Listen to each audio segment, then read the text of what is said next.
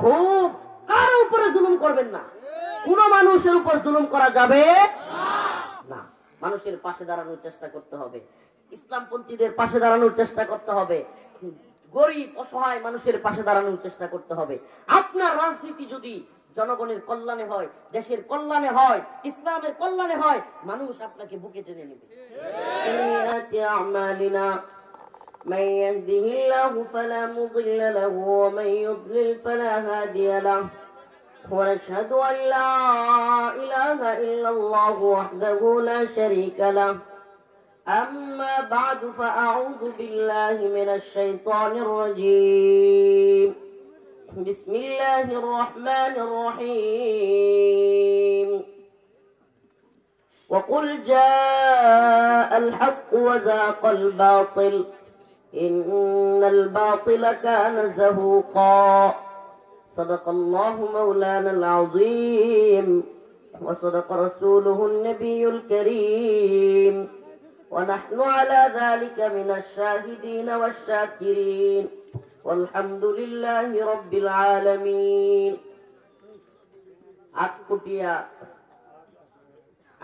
আকুটিয়া বিশ্বনবী সাল্লাল্লাহু আলাইহি সাল্লাম হাফিজিয়া মাদ্রাসা ও এতিমখানার উন্নয়ন কল্পে আয়োজিত আজকের এই তাফসীরুল কোরআন মাহফিলের সম্মানিত সভাপতি, সম্মানিত উলামায়ে কেরাম, মুরব্বিয়ানে আযম, সম্মানিত অতিথিবৃন্দ, প্রিয় যুবক ভাইরা, স্নেহের ছোট ভাইরা, আল্লাহ রাব্বুল আলামিনের দরবারে অপারেটর কোথায় সাউন্ড বাড়াতে হবে। আল্লাহ রাব্বুল আলামিনের দরবারে অসংখ্য অগণিত শুকরিয়া যে মহান রব্বুল আলামিন আপনাকে আমাকে দয়া করে, মায়া করে, ভালোবেসে কোরআন সুন্নাহর কথা বলবার এবং শুনবার মতো জালিমকে বিতাড়িত করার মাধ্যমে ব্যবস্থা করে দিয়েছেন।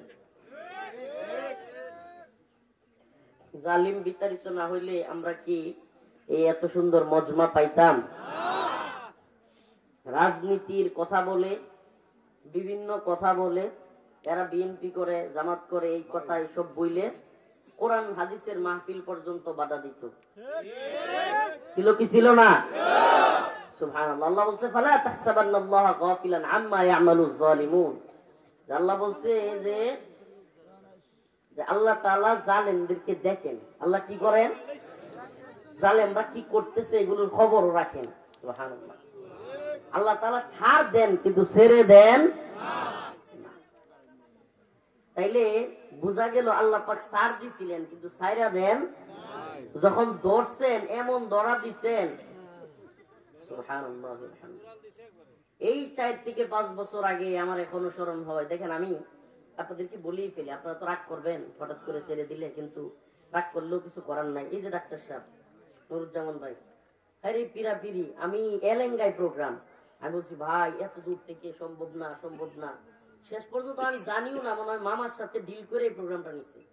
এমন পিরাপিরি করে আমি বলছি ভাই এলেঙ্গার পর্যন্ত রাস্তা যেই খারাপ, ওখানে 11টায় বয়ান করার কথা, অলরেডি বাইজে গেছে এখানে 10টা, আমি কিভাবে যাব ভাই? এখানে অলরেডি নূর হোসেন নুরানী সাহুজুর আলোচনা করতেছে, এরপরে আর কোনো বক্তা নাই। আপনি চিন্তা করতে পারেন এর চাইতে 2 গুণ বেশি মানুষ ওখানে অপেক্ষা করতেছে। তো এই যে পজিশন, এর মধ্যেও ডাক্তার সাহেব মানেই না। একবার চিন্তা করলাম, আচ্ছা ঠিক আছে, অন্তত এই বছর একটু সাক্ষাৎটা করে আসি। যেই মানুষগুলো একটা সময় গিয়েছে আওয়ামী লীগের সময়, এরা আমাদের উপর এত জুলুম করেছে, এত অত্যাচার করেছে, যে এখানে আইসা খাওয়া দাওয়া করছি ডাক্তার সাহেবের বাসায়, এখানে আইসা দাঁড়ায় আছি যে একটু কথা বইলা চলে যাব, এইখানে পুলিশ আইসা বাধা দিয়ে দিচ্ছে। আপনাদেরকে আজকে একটা কথা জানাই দেই, আমি জানি ডাক্তার সাহেবরা রাগ করবো কিনা, কিন্তু বলতে হয়। ওই দিন কিন্তু আমি ফিরা যাওয়ার বান্দা ছিলাম না। আমি কিন্তু পুলিশ টুলিশ নামাই না, এখানে আসতাম, বয়ানও করতাম। কিন্তু ডাক্তার সাহেব আমার গিয়ে আড়ালে কয়, হুজুর সর্বনাশ হয়ে যাবো, বাড়ি ঘরে থাকতে পারবো না হুজুর। হুজুর আপনি যদি এখন জুট করে উঠেন, পাবলিক সুবহানাল্লাহ, আপনাদেরকেও দেখছি যে জজবা ছিল, সুবহানাল্লাহ, উড়াইয়া দিতাম, আমরা উড়াইয়া দিতাম এগুলো। কোথায় আজকে ওই রয়্যাল নাকি কয়?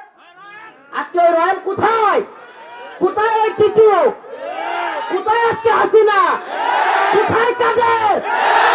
এত জালেম জুলুম করেছে, আলেমদেরকে উঠাইতে দেয় নাই, আজকে ওরা কোথায়? সব পালাইছে, ভাগছে। আল্লাহ তাআলা এদেরকে সার দিছিল, মনে করছে এর একটা কিছু হয়ে গেছে, নাউজুবিল্লাহ।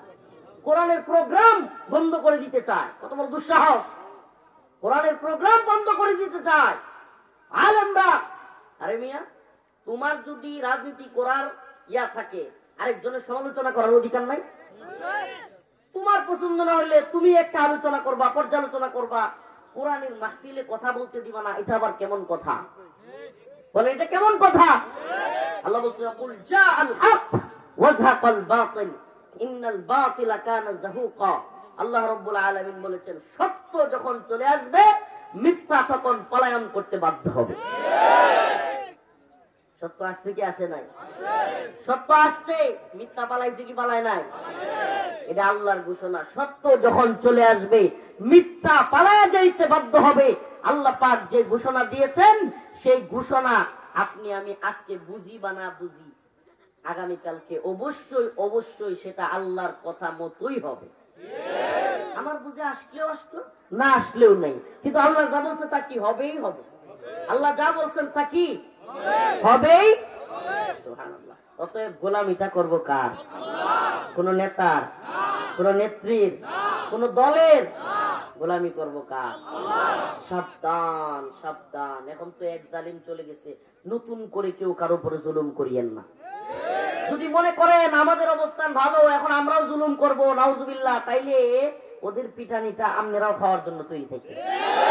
মানুষ কোন জালেমকে কখনোই অন্তর থেকে মোহাব্বত করে ভয়ে কিছু বলে না, ভয়ে কিছু বলে না, কিন্তু আড়ালে ঠিকই সমালোচনা করে যে এই লোকটা কতই না খারাপ। আপনি জানেন, আপনাদের ওই ভিডিও পুরো সারা বাংলাদেশে আলোচিত হয়েছিল তখন, সারা বাংলাদেশে, আলহামদুলিল্লাহ। তবে এখানে একটা কথা বলতেই হয়, আমার সাথে যে ছেলেটা এসেছিল সে মূলত কিছু মিসআন্ডারস্ট্যান্ডিং করে ফেলছিল, যদিও এটা পরবর্তীতে আমি ওরা শাসাইছি। আমি জানতাম না ও আয়সা কি কথা বলতেছে। বিষয় হচ্ছে কি, স্থান কাল পাত্র ভেদে অবস্থান অনুযায়ী কথা বলতে হয়। একই কথা জামাত ইসলামের আমির সাহেব বললে কিংবা হেফাজত ইসলামের আমির সাহেব বললে যে প্রতিক্রিয়া হবে, যে অবস্থান তৈরি হবে, এই একই কথা আপনাদের এলাকার একজন হুজুর বললে কিন্তু হবে কথা কিন্তু এক। সেম ভাবে প্রত্যেকটা বিষয়ের কথার গুরুত্ব, কথার ওজন, ব্যক্তি, এগুলো নির্ভর করে হলো ব্যক্তির অবস্থান অনুযায়ী। আলহামদুলিল্লাহ আলহামদুলিল্লাহ, আল্লাহ পাকের শুকরিয়া, সারা দেশে প্রোগ্রাম করি, সারা দেশে সফর করি, আলহামদুলিল্লাহ আল্লাহ পাকের শুকরিয়া। মানুষ যেইভাবে ভালোবাসে, গ্রহণ করে নিয়েছে। এখন একটা কথা বললে মানুষের মধ্যে, অন্তরের মধ্যে কাঁপে যে না, এই লোকটা ত্যাগ স্বীকার করছে। যেমন এখানে উপস্থাপক সাহেব 2 বছর বলছে, এক চাচা কেটে গিয়ে কয় কে 2 বছর, মানে চাচা বলতেছে যে 2 বছর কেমনে? 2 বছর আগে তো উনি জেলেই ছিল, আমি বের হইছি 2 বছর হয়ে গেছে। আমি বের হইছি কয় বছর? 2 বছর। তাইলে জেল কাটছি আরো প্রায় 32 মাস, হিসাব করেন।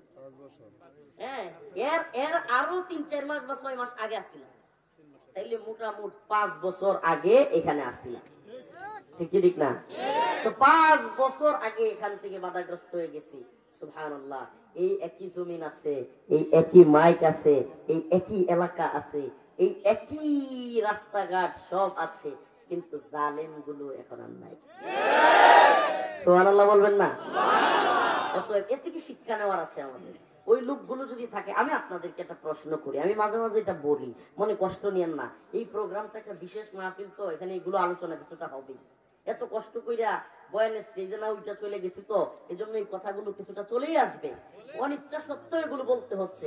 আমি একটা প্রশ্ন করি আপনাদেরকে, মনে করেন আমি এই এলাকায় আওয়ামী লীগের যারা আছেন এই ভাইদেরকে উদ্দেশ্য করে ওয়াজটা করতেছি, কি যে ভাই আপনি মনে করেন বলেন যে হুজুর আপনি বলছেন কসুর প্রধানমন্ত্রী, আমি মানি না, হ্যাঁ, তো আমাদের নেত্রী বলছেন আমাদের কষ্ট লাগছে, গায়ে লাগছে, ঠিক আছে, আপনাদের কথা যদি আমি মাইনাও নেই যে ইসলামের বিরুদ্ধে গেলে প্রধানমন্ত্রী মানি না, রাষ্ট্রপতি মানি না বলছি, কিংবা আপনাদের সরকারের বিরুদ্ধে আমরা আলোচনা করছি, আপনাদের কথা অনুযায়ী যদি ধৈর্যও নেই যে আমরা ঠিক আছে ভুল করছি, কি করছি, যদি আপনাদের কথা অনুযায়ী কিছু সময়ের জন্য ধরেও নেই যে আমি মানলাম যে ঠিক আছে, ওইভাবে বলাটা হয়তো উচিত হয় নাই, ঠিক আছে আমি মানলাম, কিন্তু আমাকে বলেন যে আমাদেরকে তো আপনি জেলখানায় নিলেন, অ্যারেস্ট করলেন, এরপরে জেলে নিয়ে বন্দি করলেন, রিমান্ডে নিলেন, এরপরে প্রসেসিং কি আদালতের মাধ্যমে আপনি যদি অপরাধী মনে করে থাকেন আদালতে আপনি গিয়ে সাক্ষ্য দিবেন, আমার যদি রায় হয় বিচার হবে। আচ্ছা, আপনি গোয়েন্দা সংস্থা দিয়া, পুলিশের লোক দিয়া, ডিবি দিয়া, র্যাব দিয়া আপনি একজন আলেমের বন্দি থাকা অবস্থায় তার কাপড় চোপড় খুলে ফেললেন।